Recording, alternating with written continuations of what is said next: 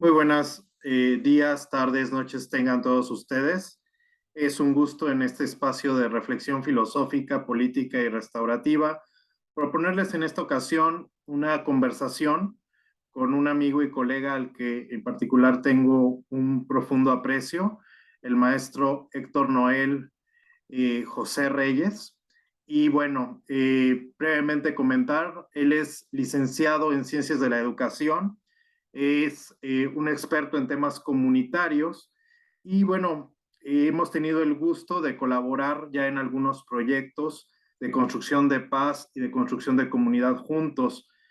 Platicando con Héctor veíamos la oportunidad de que desde su campo de estudio actual, que es la fenomenología, pudiéramos sacar algunos elementos de reflexión para la construcción de procesos comunitarios y de cultura de paz. Entonces, primero que nada, pues darte la bienvenida, Héctor, agradecerte que te sumes a este espacio de reflexión filosófica, política y restaurativa en medio de tus actividades allá en Oaxaca, donde eres pues maestro y consultor en diferentes universidades y colegios. Bienvenido y es un gusto estar aquí contigo hoy. Muchas gracias, Michelle, por la invitación. Y bueno, pues estamos en este espacio para compartir las reflexiones y los conocimientos que hemos, como decías, en algún momento compartido y trabajado juntos. Gracias. Pues como habíamos platicado, Héctor, creo que para las personas que nos acompañan en este espacio de reflexión, sería muy interesante que pudiéramos hacer algunas aproximaciones a lo que es la fenomenología.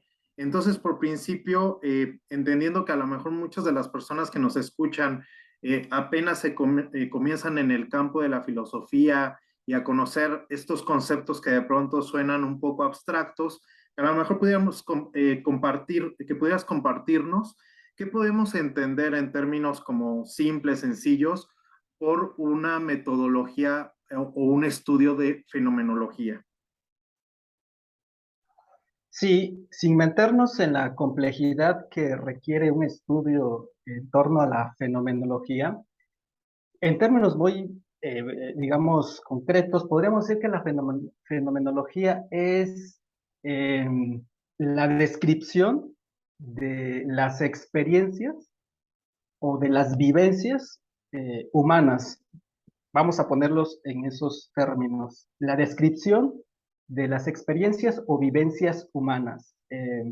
Por ejemplo, una vivencia humana es la relación de noviazgo, la amistad, eh, las diferentes situaciones que nos tocan como seres humanos, por ejemplo, ¿no? Eso podríamos ubicar en principio, las vivencias, cómo el ser humano entra en relación en esos acontecimientos o experiencias fundantes, el amor, la amistad, la felicidad, el sentido de vida, etcétera. Entonces, la idea es tratar de abordar de la manera más, digamos, experiencial, vivida, ese tipo de elementos o de acontecimientos que tapizan la experiencia o la existencia humana. Excelente. Fíjate que con esto que nos refieres, creo que se puede alumbrar mucho lo que es el trabajo dentro de la construcción de paz, porque bueno, yo siempre abogo mucho a que hablemos de procesos de construcción de paz y no nos limitemos a hablar solamente de un método. Por ejemplo, en el campo de la cultura de la paz, es común que de pronto los debates o las discusiones o las mismas reflexiones giren en torno al método de la mediación. Pero bueno, la mediación es un proceso dentro de muchos que se pueden generar dentro de un acompañamiento comunitario para la resolución de conflictos. Pero algo que creo que sí comparten todos los procesos de construcción de paz es que el facilitador trabaja con experiencias y trabaja con historias de las personas. Por ejemplo, a diferencia de un abogado que trabaja desde el pensamiento argumentativo, racional, eh, el facilitador a lo que se aproxima en el conflicto no es a la construcción de argumentos jurídicos, por ejemplo, en este caso, sino a la recuperación de historias, y como tú bien decías, de experiencias, y desde esas experiencias ir tejiendo la posibilidad de que entre las partes involucradas en un proceso de construcción de paz se vaya generando confianza, aprecio, encuentro, que son todos estos acontecimientos que más allá de categorías desde una lógica del ente, pues son categorías más desde la experiencia del ser. Y creo que la fenomenología en ese sentido es muy rica, que a diferencia de otras aproximaciones de reflexión filosófica, no nos llevan como a la comprensión o al análisis del ente, sino del ser.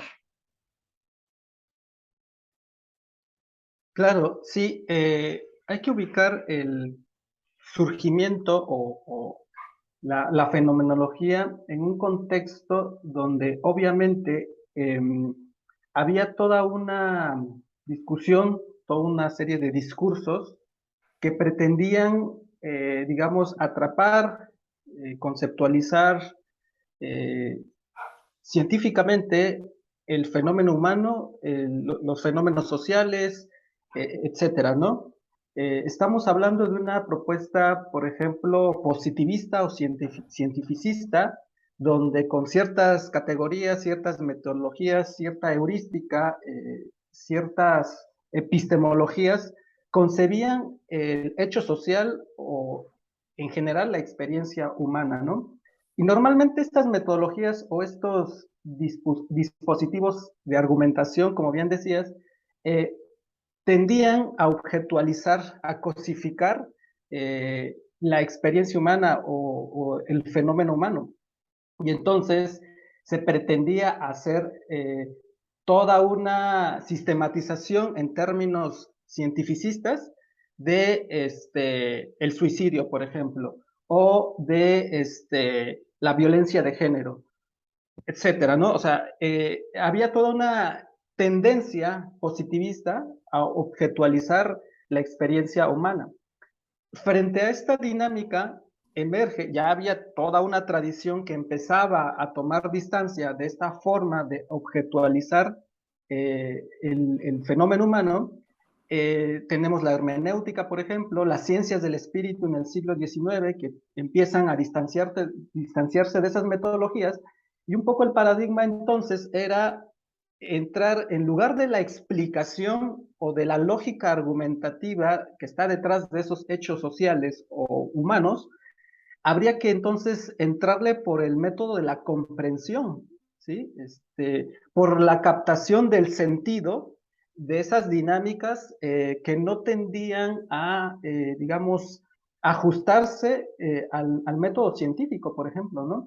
Y entonces empezó a despuntar la historia como una forma de hermenéutica, la psicología, la sociología, la filosofía, obviamente, en este nuevo dispositivo o paradigma de interpretación del fenómeno humano, y desde luego que desde ahí empieza a entenderse, a comprenderse la experiencia humana desde esto que ya decías, desde las narrativas, desde una lógica distinta a la mera positivista, ¿no? Y entonces aquí lo fundamental era la comprensión, el sentido que hay detrás de las prácticas humanas. Hay un término que empieza a gestarse o que empieza a despuntar que sería el de espíritu. El espíritu, o sea, finalmente, ¿qué es el espíritu, no? Toda esta dinámica que pertenece a la experiencia humana y que funda ciertos procesos o ciertas prácticas, el hecho, la situación social, la dinámica social y toda la comunidad, ¿sí?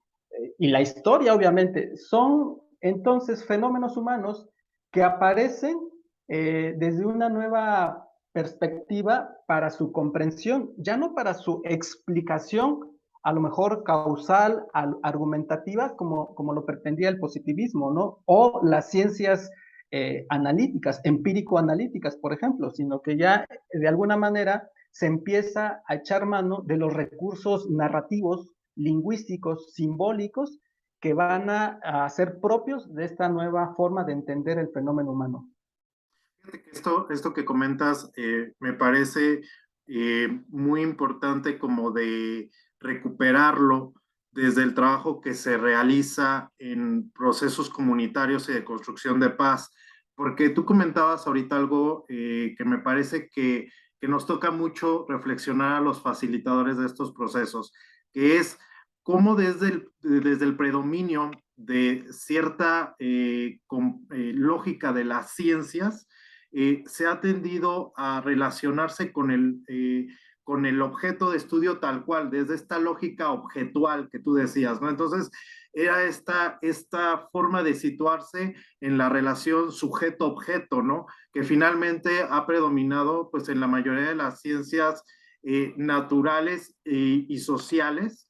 Y me parece que en ese sentido, justamente desde la investigación para la paz, ya se habla de un giro epistemológico en el sentido de que la investigación para la paz no se debe situar en una relación objetual, es decir, en una relación de sujeto-objeto, sino en una relación de lógica de participantes. Y entonces el participante ya no se sitúa, por ejemplo, ante el conflicto, como el conflicto entendido como algo que debe de ser analizado como objeto, sino algo que debe de ser comprendido. Y entonces es muy diferente plantear una relación de acercamiento desde una lógica de objeto que desde una lógica de comprensión del humano, ¿no? Y creo que aquí entra mucho el por qué, por ejemplo, escuelas de mediación como la Escuela Circular Narrativa, tiene una fuerte influencia de la filosofía de Hannah Arendt, donde precisamente Hannah Arendt, ante los acontecimientos históricos, no nos propone lo que es el análisis objetual, sino lo que nos propone es un ejercicio de comprensión. Y entonces es en este plano donde se mueve la fenomenología, no en el estudio del sujeto-objeto, sino en el análisis de la comprensión de los sucesos o, como decíamos, de las experiencias humanas. Y esto enfatizarlo, ¿no? Entonces, ¿cómo acercarnos al conflicto? No como un sistema u objeto, sino como una experiencia que necesita ser comprendida más que analizada. Sí, claro, Michelle. Fíjate que esto que te comentaba un poco era el debate que se suscita en el siglo XIX. En el siglo XX, efectivamente, como dices, Hannah Arendt, pero a partir sobre todo de la obra de Martin Heidegger, el intelectual del siglo XX, o quizá el intelectual filósofo más destacado del siglo XX, justamente lo que hace es tratar de tomar distancia de este positivismo que venía imponiéndose en la lógica de las ciencias sociales, de las ciencias humanas, y trata un poco como de distanciarse de ese positivismo, ¿no? Pero justamente Heidegger, y aquí a lo mejor vamos a entrar en un interesante debate, no logra trascender al, al, a la dinámica del objeto. Él ya no va a hablar de sujeto-objeto como en la clásica, el clásico debate, ¿no? Sino que va a hablar de este término que se va a empezar a ser famoso, que es de lo ente, el ente. Pero en términos ya más aplicados al ser humano, va a hablar del Dasein, del ser ahí, ¿no?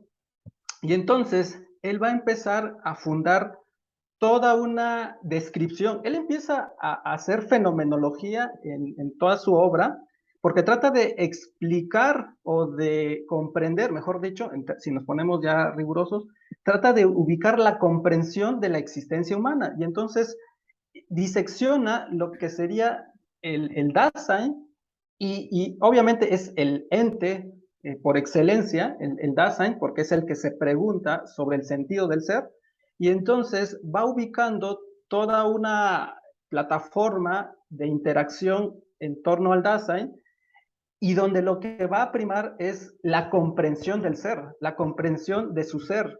Eso va a ser la ontología de ser y tiempo. no nos vamos a detener aquí a explicar en qué consiste ser y tiempo, pero lo que quiere apuntar es la comprensión del ser.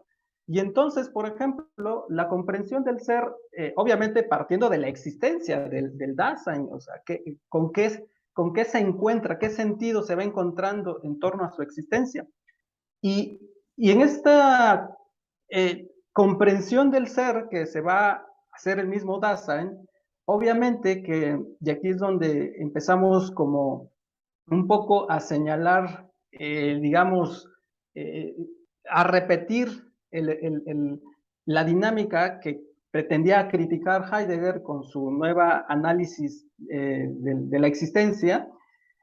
Finalmente lo que sucede es que el mundo está poblado de entes. El mundo, en la comprensión del ser, de la ontología, es el puro ente, es la comprensión de lo que es dado a la experiencia humana.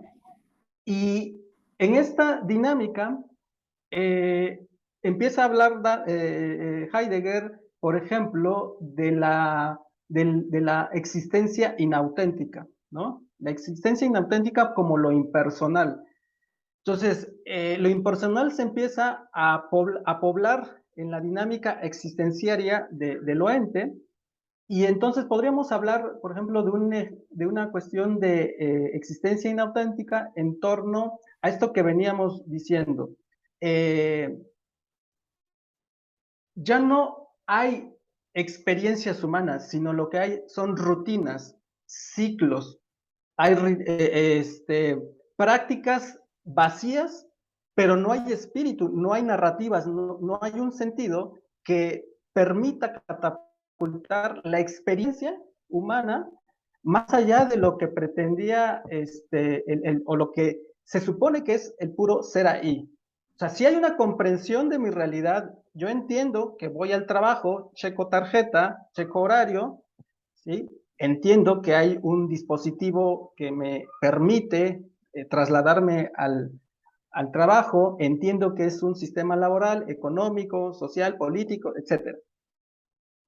Esa es la comprensión del ser, o sea, comprendo que debo de tomar el autobús o el taxi para llegar al trabajo y cumplir con mi horario de trabajo. Comprendo mi mundo como un mundo dado ahí. En ese sentido, el Dasein está arrojado al mundo.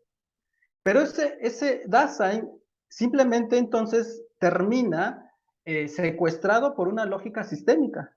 O sea, y entonces simplemente va como la ruleta, y de pronto, pues en algún punto, si es que ese Dasein se pregunta, se hace la pregunta, o retoma la pregunta por el ser, abre la posibilidad de trascender su dinámica de ente, de Dasein, y si no, pues vuelve nada más otra vez al anonimato del ente.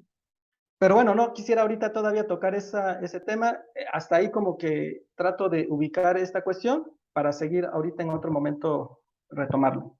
Perfecto. Fíjate que me gustaría como recuperar esta idea que nos lanzas sobre la reflexión de lo ente y de cómo esta lógica de lo ente ha configurado prácticas sociales y formas de relación. Ya en algún momento, entre pláticas, entre charlas que hemos tenido ya en otros espacios, comentábamos justamente esto que refieres, ¿no? Cómo esta tendencia del ente, pues incluso estructura formas desde las cuales vamos siendo sociedad, ¿no? Y nos va llevando a formas de relación, como comentabas, muy inauténticas o inauténticas. Y en estas formas de relación inauténticas, me parece que es en ocasiones donde separados por formas, por criterios formales, surgen conflictos. Y entonces, ya en algún momento reflexionábamos cómo el ejercicio de llevar a las personas a preguntarse por sus narrativas en común los hacía superar esa lógica de ente para conectar con su ser, ¿no? Y con esas narrativas donde se reencuentran como seres, o sea, y no como entes. y ahí es donde existen las posibilidades incluso para que el conflicto se supere. En ese sentido, no sé si me estoy explicando, o sea, cómo estas lógicas despersonalizadas inundan nuestras relaciones sociales, nos llevan pues a formas de relación muy desvinculadas, donde de pronto quizá nos estamos relacionando en función de derechos, obligaciones, deberes, pero todo como en un ámbito formal, y entonces ahí surge como la desconexión entre seres, ¿no? Y en estos procesos de construcción de paz, cuando recuperas al ser, pero al ser desde sus experiencias vitales, ahí es donde existe la posibilidad del encuentro, ¿no? La posibilidad del encuentro es más difícil que se dé en una lógica dente o en una lógica, como decías, argumentativo-racional, donde lo que estoy discutiendo con el otro son posiciones, deberes, derechos, formas, pero no estamos yendo al corazón de nuestra existencia, ¿no? Al corazón de nuestro ser. Por ahí incluso en algún momento yo te comentaba, ¿no? La importancia de que en un círculo de paz, que es una de las muchas prácticas que se pueden realizar dentro de un contexto comunitario de construcción de paz, las preguntas del círculo, que son como el eje, el espíritu del círculo, tenían que ser preguntas que fueran enfocadas a las narrativas, a las experiencias de las personas, que les permitieran conectar con el ser y no limitarnos como a estas preguntas que estamos muy acostumbrados desde la lógica del ente a convivir pues en la escuela, en el trabajo, que hablan, que son preguntas encaminadas, por ejemplo, muchas veces pues a lo que tú representas, a lo que tú haces, a lo que tú al rol que juegas en un determinado grupo o, o sistema social y evidentemente pues ahí se genera mucha desconexión, ¿no? Cuando de pronto todas nuestras prácticas eh, sociales, sobre todo en una lógica de productividad, pues nos encierran en una lógica de ente, ¿no? De pronto me quedo pensando cómo en la escuela, en el trabajo y en otros espacios o sistemas, nuestras funciones y nuestra forma de relación es mucho desde lo inauténtico, incluso desde la lógica del gafete, ¿no? Por ejemplo, ¿quién eres tú en esta organización? ¿O qué número de empleado? ¿O qué número de estudiante en la lista del salón de clases? Pero entonces ahí precisamente pues una serie de dinámicas, de estructuras sociales que se han conformado, como tú bien decías, desde esta lógica del oente. Sí, voy a tratar de contextualizar esto que acabas de ubicarnos en el sentido, obviamente, desde el análisis que hace Heidegger en torno al Dasein. eh, la escuela de Frankfurt recupera la cuestión esta de el imperio del ente en términos de razón instrumental. ¿Qué quiere decir esto? Que efectivamente hay una lógica objetualizante, instrumental, que ubica, que tiene una génesis no solamente a partir o no solamente que se expresa en la sociedad capitalista, digamos, como lo venía diciendo el marxismo, sino que tiene una génesis eminentemente civilizatoria. Y en el fondo dice Frankfurt, la escuela de Frankfurt, que la razón en el fondo es poder, es dominio, es razón instrumental y por tanto tiende a diversificar o implementar esta lógica del oente, esta lógica instrumental. Frente a esa lógica, obviamente, que la segunda generación de la escuela de Frankfurt, en su representante Habermas, trata de ubicar una lógica que tome distancia de esa razón instrumental y decir, a ver, no todo es barbarie, no todo es dominio, sino que hay una razón llamada razón comunicativa.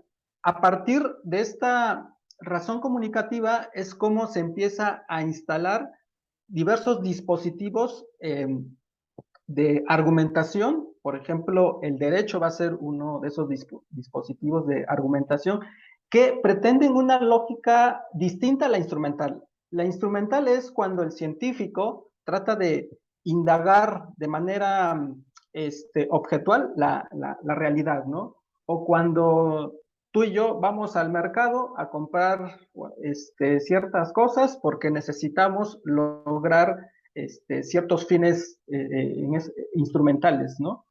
Pero una lógica comunicativa es la que se da en el encuentro de dos o más sujetos que se encuentran en el entendimiento, en el discurso y que logran acuerdos. Eso ya es un paso respecto de la lógica instrumental.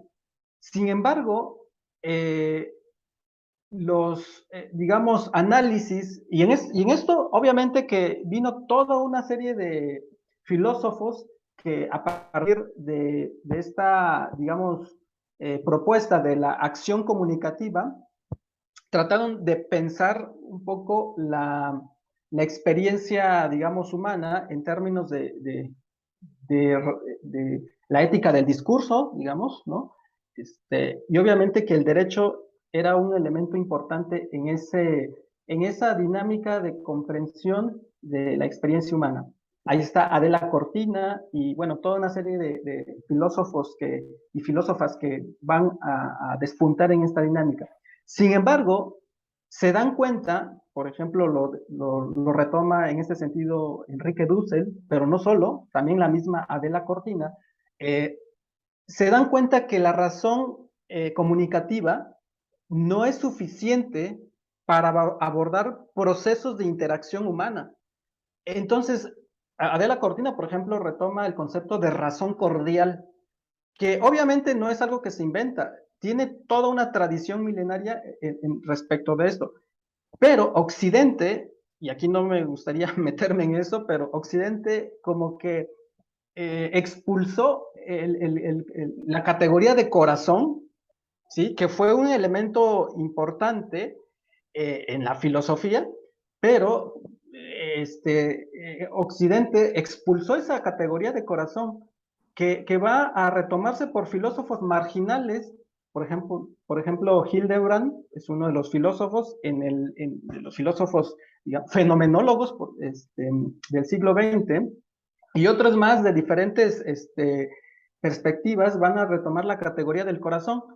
Y a partir de esta dinámica, por ejemplo, también, no en esos términos, pero Emmanuel Levinas va a recuperar la categoría del rostro como una categoría que va a contraponer en algún punto frente al Dasein de Heidegger, ¿no? O sea, el rostro ya tiene identidad, tiene dignidad, tiene un elemento, digamos así, espiritual en el sentido más extenso de la palabra, y no solamente es un elemento entificante, porque como bien lo decías, por ejemplo, ¿no? Que la lógica del gafete, la lógica de, ¿no? Mi identidad es una lógica de presentación, ¿no?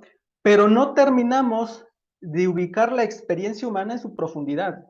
¿Qué elementos constituyen la experiencia humana en su profundidad? Entonces, las categorías, por ejemplo, del rostro que decía, la categoría de corazón, nos van a permitir comprender la experiencia humana en toda su amplitud. Por ejemplo, tú conoces y el auditorio conocerá la experiencia, por ejemplo, de estas señoras en Veracruz, las llamadas patronas, ¿no? Estas señoras que pues dan víveres a los migrantes en su paso, ¿no? Ellas están más allá del derecho, más allá de la lógica del discurso, más allá, porque en el migrante no ven un migrante, no ven un ente, ven un rostro que se revela, ¿sí? En una experiencia que toca las profundidades de la existencia humana. Y entonces las patronas, estas señoras, se sienten invitadas a participar más allá de una experiencia incluso que podríamos llamar de altruismo o de voluntarismo. O sea, esas categorías quedan rebasadas frente a esta experiencia que viven estas señoras y otras personas en esa lógica, porque tocan lo sustancial de la experiencia humana, que va más allá de la lógica del discurso, que va más allá de la lógica meramente, obviamente instrumental, porque no solamente se trata de dar de comer, sino que implica una experiencia como más humana, que obviamente las categorías tradicionales de la acción comunicativa, por ejemplo, quedarían rebasadas frente a la comprensión de esos fenómenos.